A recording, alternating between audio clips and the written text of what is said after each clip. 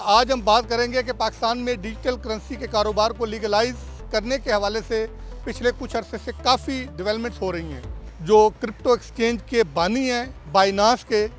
उनको जो है वो पाकिस्तान क्रिप्टो कौंसिल का जो है स्ट्रेटेजिक एडवाइज़र तैनात करने का ऐलान किया गया है। IMF का इस वक्त जायज़ा मिशन जो है वो एक पाकिस्तान में मौजूद है, जो पाकिस्तान में करप्शन और गवर्नेंस में बेहतरी के लिए जो इस्लाहात लाई जा रही हैं उस पर इम्प्लीमेंटेशन का जायज़ा ले रहा है। अस्सलाम वालेकुम नाज़रीन, मैं हूं इरशाद अंसारी और आप देख रहे हैं एक्सप्रेस न्यूज़। नाज़रीन, आज हम बात करेंगे कि पाकिस्तान में डिजिटल करेंसी के कारोबार को लीगलाइज करने के हवाले से पिछले कुछ अरसे से काफ़ी डेवलपमेंट्स हो रही हैं। इस सिलसिले में वज़ीर ख़ज़ाना की ज़ेर सदारत अहम इजलास हुआ है और उस इजलास में आलमी शोहरत याफ्ता जो क्रिप्टो एक्सचेंज के बानी हैं बाइनास के, उनको जो है वो पाकिस्तान क्रिप्टो कौंसिल का जो है स्ट्रेटेजिक एडवाइज़र तैनात करने का ऐलान किया गया है। उसकी हम तफसीलात बताएंगे कि आगे क्या होने जा रहा है। और दूसरा ये कि अगले माली साल की बजट साजी अहम मरहले में है इस वक्त, और उसके लिए IMF का इस वक्त जायज़ा मिशन जो है वो एक पाकिस्तान में मौजूद है, जो पाकिस्तान में करप्शन और गवर्नेंस में बेहतरी के लिए जो इस्लाहात लाई जा रही हैं उस पर इम्प्लीमेंटेशन का जायज़ा ले रहा है और साथ साथ अगले माली साल का जो बजट है उसके तखमीनाजात को भी हतमी शक्ल देने के लिए पाकिस्तानी हुकाम के साथ मुशावरत कर रहा है। इन दो चीज़ों पे हम आपको कुछ तफसीलात बताएंगे। एक तो ये कि सबसे पहले हम बात करेंगे कि पाकिस्तान में जो क्रिप्टो समेत जो दीगर डिजिटल करेंसीज़ हैं उनके कारोबार को लीगलाइज करने की जो बातचीत हो रही है उसमें अब काफ़ी तेज़ी आ गई है। जो बाइनास के चीफ़ हैं चांगपेंग ज़ियाओ, जो दुनिया में CZ के नाम से मशहूर हैं, उन्होंने इसमें कोई शक नहीं है कि क्रिप्टो के कारोबार में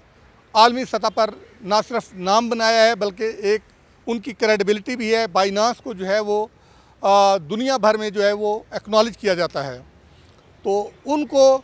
पाकिस्तान क्रिप्टो कौंसिल जो बनाई गई थी उसका स्ट्रेटेजिक पार्टनर जो है मुकर्रर किया गया है और इस हवाले से अहम इजलास हुआ वज़ीर ख़ज़ाना की ज़ेर सदारत। उसमें गवर्नर स्टेट बैंक भी शरीक हुए, SCCP के हुकाम भी शरीक हुए, वज़ारत कानून के हुकाम भी शरीक हुए और वज़ारत इंफॉर्मेशन टेक्नोलॉजी के हुकाम भी शरीक हुए। उस इजलास में पाकिस्तान में क्रिप्टो करेंसीज़ जो हैं वो डिजिटल करेंसीज़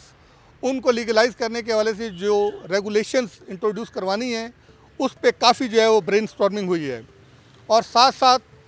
ये जो क्रिप्टो का कारोबार और डिजिटल करेंसीज़ का कारोबार पाकिस्तान में लीगल तरीके से इसको जो शुरू करना है उसके फॉर्मेट पे और दूसरे पहलुओं पे तफसीली बातचीत हुई है और इसमें बताया गया कि इसकी कितनी मार्केट है, इससे इकॉनमी पे क्या इम्पेक्ट आएगा, लोगों के रोज़गार पे क्या इम्पेक्ट आएगा। उसमें जो रफली डेटा सामने आया है कि वो इस वक्त ये तादाद जो थी पहले 2 करोड़ और 55 लाख के करीब थी कि जो क्रिप्टो और डिजिटल करेंसीज़ के कारोबार से मुंसलिक थे पाकिस्तान में। अब ये तादाद 2 करोड़ और 75 लाख के करीब जो है वो पहुंच चुकी है और इसकी बाज़ाब्ता तौर पे माइनिंग भी जो है वो पाकिस्तान में जो अभी इल्लीगल है, लेकिन जब ये रेगुलेशंस इंट्रोड्यूस हो जाएंगे तो फिर ये लीगल हो जाएगा। और उसमें जो इस कारोबार का जो लेन देन है यानी ट्रांजैक्शंस है, पैसे की लेन देन, उसका मैकेनिज़्म भी इंट्रोड्यूस करवाने पे गौर हो रहा है। और ये जो बाइनास के बानी चीफ़ को स्ट्रेटेजिक पार्टनर मुकर्रर किया गया है, इसका बुनियादी मकसद ही यही है कि ये पाकिस्तान क्रिप्टो कौंसिल के जो CEO हैं बिलाल साकिब, उनके साथ मिल के और जो दूसरी टीम मेंबरान हैं उनके साथ मिल के ये सारे मामलात को रेगुलेट करेंगे और इसका एक रोल मॉडल जो है वो तैयार करेंगे। उसको फिर तमाम स्टेक होल्डर से मुशावरत के बाद पायलट प्रोजेक्ट की सूरत में लॉन्च किया जाएगा। उस पायलट प्रोजेक्ट की कामयाबी के बाद इसको बाज़ाब्ता तौर पे पूरे मुल्क में लागू कर दिया जाएगा और इसके लिए ऐप इंट्रोड्यूस करवाई जाएगी। ऐप के ज़रिए इसका कारोबार होगा और स्टेट बैंक इसकी जो ट्रांजैक्शंस है उसकी मॉनिटरिंग भी करेगा और उसको रेगुलेट भी करेगा। और इसके साथ साथ जो इससे एसोसिएटेड इदारे और वजारतें हैं, SCCP है, इसी तरह PTA है, वजारत इंफॉर्मेशन टेक्नोलॉजी और स्टेट बैंक, ये सारे मिल के इसको जो है वो रेगुलेशन को मॉनिटर करेंगे और इसके जो ट्रांजैक्शंस हो रही हैं उनको भी जो है ये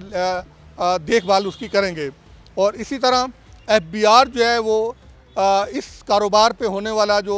आमदनी होगी या प्रॉफिट होगा उस पर टैक्सेशन के मामला देखेगा। एक इब्तदाई तखमीने के मुताबिक FBR को इस कारोबार से कोई अगर ये फुल अपनी कैपेसिटी पे ये कारोबार चला जाए तो मिनिमम 100 अरब रुपए का एडिशनल रेवेन्यू एफबीआर को हासिल हो सकेगा। तो लिहाजा ये एक बड़ी डेवलपमेंट है कि लोग बाज़ाब्ता तौर पे, कानूनी तौर पे डिजिटल करेंसीज़ का कारोबार कर सकेंगे पाकिस्तान में। और अब उनको जो इलीगल कारोबार होने की वजह से जो FIA का सामना करना पड़ता है और दूसरी लीगल जो लॉ इन्फोर्समेंट एजेंसीज़ हैं उनका जो सामना करना पड़ता है, उनसे उनकी जान छूट जाएगी। एक तो ये अच्छी खबर उनके लिए है। और ये जो बाइनांस के बानी हैं CZ, उन्होंने वज़ीर आज़म मियाँ शहबाज शरीफ से भी मुलाकात की है और नायब वज़ीर आज़म इसहाक डार से भी मुलाकात की है। इन मुलाकातों में भी उन्होंने क्रिप्टो करेंसीज़ और डिजिटल करेंसीज़ का जो स्कोप है और दुनिया भर में जो उसके मॉडल्स हैं, बाइनांस का जो उनका अपना जो उनकी जो कंपनी है, एक्सचेंज कंपनी है, उसका मॉडल जो है वो उसकी सारी डिटेल उनके साथ शेयर किया और उनको बताया है कि दुनिया जो है वो डिजिटल करेंसीज़ में अब कहाँ पहुँच रही है और फ्यूचर इसका क्या है। इसी को लेके वज़ीर ख़जाना ने भी अपने इजलास में इस बात का जो है वो इयादा किया है कि पाकिस्तान अब दुनिया में जो है वो डिजिटल करेंसीज़ के मामले में और ब्लॉकचेन के हवाले से एक नई जो है वो इकॉनमी के हवाले से एक ताकत बनने के लिए जो है वो अपने अज़म का इजहार किया है कि एक नई ताकत बनने के लिए वो पुरुम्मीद और पुरअज़म है। और इसी तरह जो CEO हैं पाकिस्तान क्रिप्टो करेंसी के, बिलाल साकिब, उन्होंने भी जो है वो इसी किस्म के अज़ाइम का इजहार किया और उन्होंने कहा है कि इस हवाले से बाइनांस के जो बानी हैं, इससे बड़ा नाम और इससे बेहतर और मोतबर नाम कोई हो नहीं सकता कि पाकिस्तान में एक क्रेडिबल और बाअसर और मुअस्सर जो है वो डिजिटल फाइनेंसिंग का अमल जो है वो बाज़ाब्ता तौर पे शुरू हो सके। तो अब तवक्को ये की जा रही है कि ये अब ज़्यादा दूरी पे नहीं है मामला, जल्द पाकिस्तान में बाज़ाब्ता तौर पे, कानूनी तौर पे क्रिप्टो करेंसीज़ और डिजिटल करेंसीज़ का कारोबार जो है वो होना शुरू हो जाएगा। और ये उन तमाम लोगों के लिए बड़ी खबर है और खुशखबरी है कि जो उम्मीदें और नज़रें लगाए हुए थे हुकूमत की तरफ कि कब जो है वो पाकिस्तान में इसको लीगलाइज करार दिया जाएगा। अब आते हैं बात करते हैं हम अगले माली साल के वफाकी बजट के हवाले से। बजट का मामला चूँकि अब फ़ाइनल मरहले में दाखिल हो चुका है, जो मुख्तलिफ स्टेक होल्डर्स की तरफ से प्रपोजल्स आई हैं उनको अब फाइनल किया जा रहा है और उसके लिए IMF का जो वफ़द है इस वक्त पाकिस्तान में मौजूद है, वो वफ़द बुनियादी तौर पे तो जो करप्शन और गवर्नेंस को बेहतर करने के लिए जो इस्लाहात हुकूमत ने इंट्रोड्यूस करवाई हैं उस पे इम्प्लीमेंटेशन का जायज़ा ले रही है कि जो बेंचमार्क्स आपने तय किए थे IMF के साथ, उन बेंचमार्क्स को जो है वो ये देखने आई हैं कि क्या वो पूरे कर रहे हैं या नहीं कर रहे। लेकिन साथ ही साथ अगले माली साल की जो बजट साजी है उस पे भी जो तखमीना जात हैं उनको ये लुक आफ्टर कर रहा है कि वो ये देख रहा है कि क्या वो बेंचमार्क जो IMF प्रोग्राम में रहते हुए हुकूमत पाकिस्तान ने तय किए हैं उन बेंचमार्क्स के मुताबिक ये चल रहे हैं। रेवेन्यू का हो,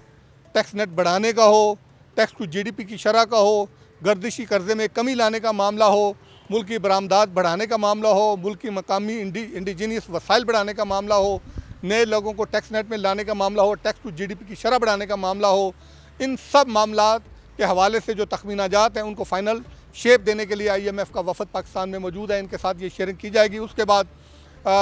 पाकिस्तान की तरफ से बजट साजी बिल्कुल जो है वो फ़ाइनल उसमें चली जाएगी और उसके बाद इजलासेस होंगे। चूँकि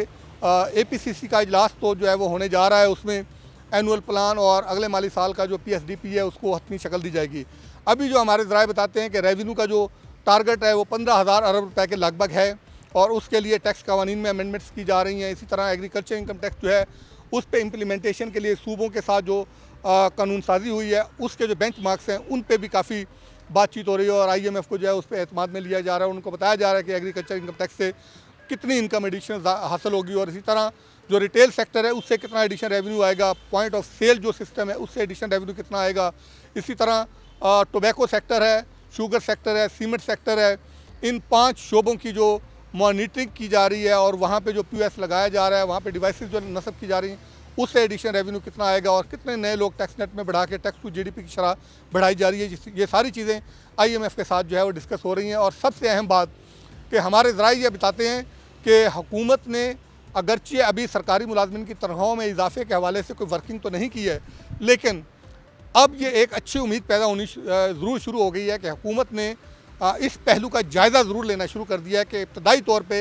ये इंस्ट्रक्शन ज़रूर दे दी गई हैं कि सरकारी मुलाजमीन की तनख्वाहों और पेंशन में इजाफे के लिए जो है वो मुख्तलिफ ऑप्शन का जायज़ा लेके और वर्किंग करके वज़ारत ख़ज़ाना के साथ शेयर की जाए कि इन्फ्लेशन को लेके मिनिमम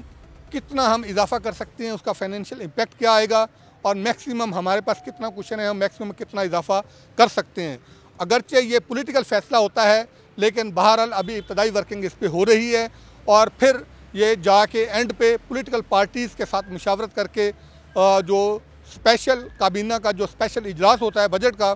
उसमें इसको जो है वो फाइनल जो है वो फ़ैसला इसके हवाले से किया जाता है। लेकिन तवक्को ये की जा रही है कि 5 से 10% के करीब जो है वो तनख्वाहों में इजाफा किया जाएगा और जो सरकारी मुलाजमीन को एडहाक अलाउंसेस और रिलीफ मिल रहे हैं उन पे भी जो है वो मुख्तलिफ सोचो विचार हो रही है कि क्या इनको मर्ज करके तनख्वाहों का हिस्सा बनाया जाए या इसी तरह चलाया जाए, क्योंकि अगर तनख्वाहों का हिस्सा बनाया जाता है तो उससे फिर पेंशन बिल स्वेल हो जाएगा। ये पहले ही बहुत ज़्यादा है, तो यही हुकूमत के जो है वो लिए सबसे बड़ा मसला बना हुआ है। तो लिहाजा हुकूमत मुख्तलिफ पहलुओं का जायज़ा ले रही है और पहलुओं का जायज़ा लेने के बाद मई के पहले हफ्ते में इस पर कोई सॉलिड जो है वो चीज़ सामने आएगी कि हुकूमत सरकारी मुलाजिम की तनख्वाहों और पेंशन में कितना इजाफा करने जा रही है और medical allowance, conveyance allowance, orderly allowance और uniform allowance, late sitting allowance, इसमें कितना इजाफा मतवक्के है कि या इनको वहीं पे जो है वो मंजमद रखा जाएगा। तो इसके लिए जो सरकारी मुलाजमीन की तंजीम है उनसे भी जो है वो आउटपुट मांगा गया है। उन्होंने भी अपनी प्रपोज़ल जो चार्टर ऑफ डिमांड है वो हुकूमत को पेश कर दिया है और अब ये देखना है कि हुकूमत कितनी जो है वो सरकारी मुलाजमीन की शराइत को जो है वो मानती है और बजट में कितना सरकारी मुलाजमीन को रिलीफ देती है और आम आदमी को क्या रिलीफ देती है या आम आदमी के लिए कोई मुश्किलात पैदा होती हैं। ये अब ज़्यादा दूरी पे नहीं है, बजट में सामने आ जाएगा।